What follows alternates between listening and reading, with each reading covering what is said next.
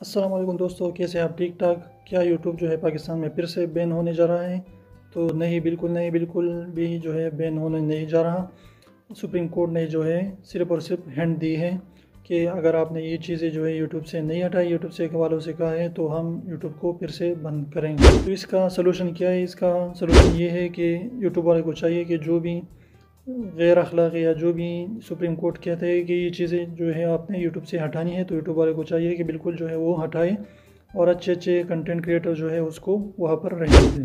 अगर यूट्यूब फिर से बैन हो गया पाकिस्तान में, तो लाखों और करोड़ों जो है क्रिएटर मौजूद है पाकिस्तान में, तो उसकी जो है सारी की सारी आमदनी वो बंद हो जाएंगी, क्योंकि यूट्यूब से जो है लाखों मिलियंस में जो है डॉलर्स आ रहे हैं पाकिस्तान में, और पाकिस्तान की इकानमी के जो है इकानमी को फ़ायदा दे रहा है। तो बस यही बात थी कि यूट्यूब वाले को चाहिए कि जो भी गैर अखलाकी चीज़ें यूट्यूब पर मौजूद है वो सारे के सारे जो है यूट्यूब से हटाए और अच्छी अच्छी चीज़ें जो है यूट्यूब पर रखने दें, ताकि लोग भी इससे फ़ायदेमंद हो सके और अच्छी अच्छी चीज़ें जो है वो प्रोमोट हो सके। तो एक आदमी कह रहा था कि अगर मुझे मौका मिला तो मैं इस मुल्क के हालात तब्दील कर दूँगा।